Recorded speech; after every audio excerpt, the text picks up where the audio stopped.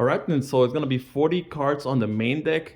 I'm gonna start off with the main deck, then I'm gonna go into the extra deck, and I like the pure version a lot. I've tried all the different versions, Sprite, TRI-BRIGADE, I've tried Despia TRI-BRIGADE, but I think this is the most consistent version and allows you to play a lot of hand traps and go in second card. So yeah, let's begin. So right off the bat, we're gonna be playing triple cat. I think we have to be playing the cat.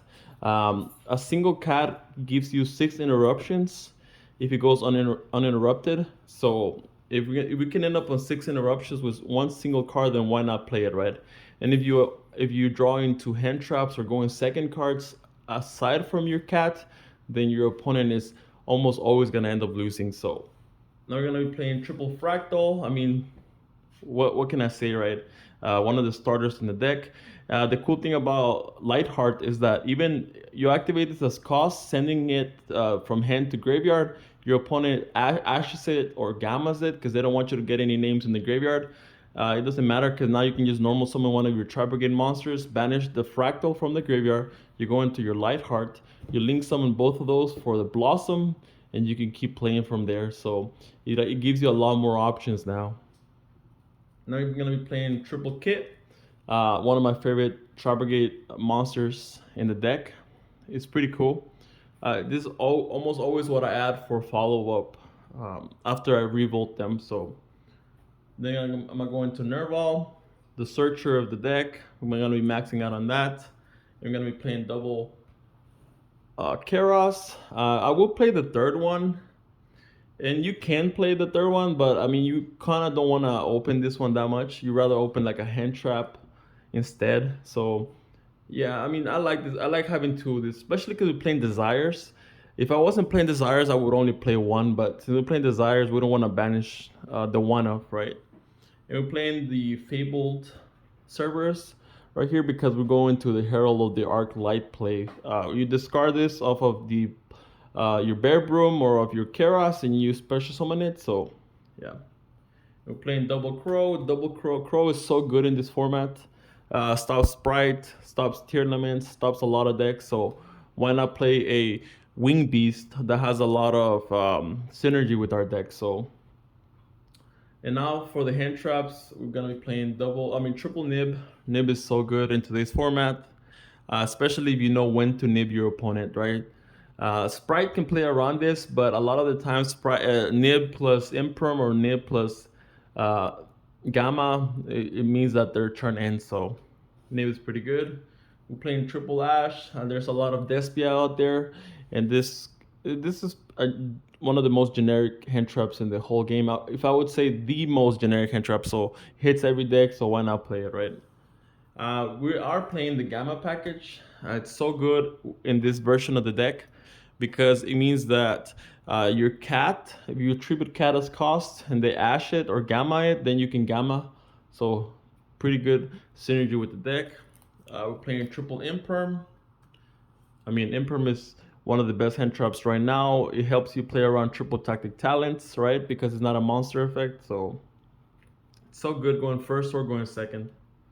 And we're playing the one Revolt. Did I miss the second one? I did miss the second one. One time I banished it off my Desires, but I still ended up winning that game. So I don't recommend playing two of it because you kind of don't want to open this. You want to search it when you need it. So yeah, the one is good enough. And we're playing triple Dark Ruler No More. Great against Sprite. Great against most of the decks in today's meta. Tier Laments as well. So we're playing double Tenki. Please, Konami, bring this to 3. I will play 3 if this was a 3.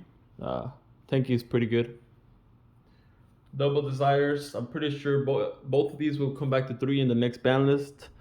I will play triple Desires once it comes back to 3. This card is insane. All my draws were insane with this card. And we're playing the one-offs, which is the Call by the Grave and the Foolish Burial. Powerful one-offs, of course. They're limited for a reason, right? They're limited for a reason, but that'll be it for the main deck. This, I don't think I braked once, honestly, the whole tournament. So consistent, so consistent.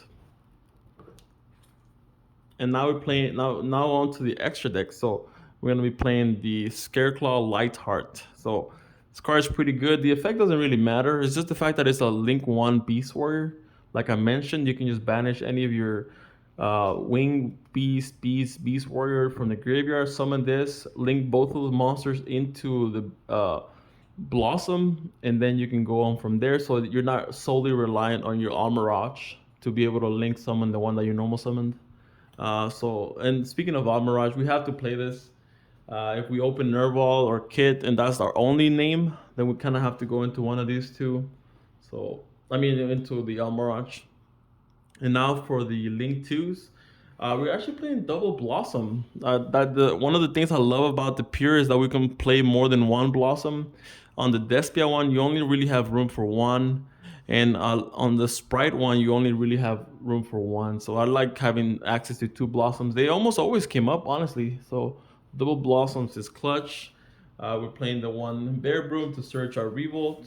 We're playing the one Dark because we can link summon the Omen with another monster to make Dark, take one of their monsters. And then we can go into access code. We're playing the double Dragon Lords as our last Link 2. This card is insane, honestly. Stop Sprite. You stop the normal summon. It stops a lot of decks. Now for the Link 3s, we're playing the Silver. I like Silver. I hated that I in the past I used to have to cut them, especially if you're playing like a mixed Tri-Brigade something, you have to cut them. But I like the Silver a lot. So now we're gonna go into the Doom Eagle. Good at OTKing. You make access code with it. GG. We're playing double Omen. The third one only came up once, where I wish I had a third one, but I think 2 is just the clutch.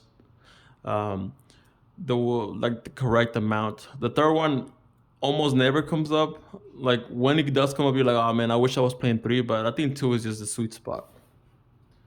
And then we're playing the access code in Appaloosa. Appaloosa is for our end board going first, and access code is for OTKing.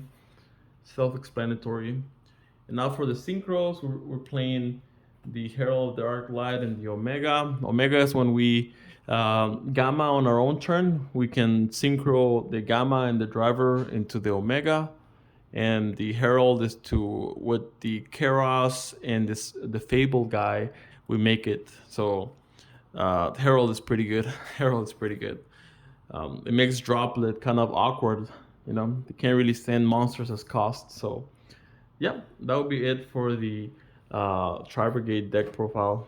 I do think that this is one of the best decks of the format.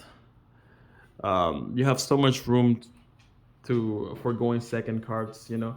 Like if we're thinking of the amount of going second cards that we have, we're playing all this.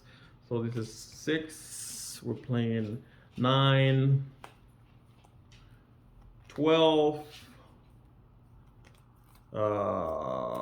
15, 16, 17 going second cards. 17 going second cards. That's pretty insane if you ask me. I mean, Call by the Grave can be a going second card, but it just depends. But 17 going second cards. That's pretty insane to me. Plus, like a lot of ways to get to your combo. So, yeah, as always, guys, this was Yara here, and I'll catch you on the next video. Take care.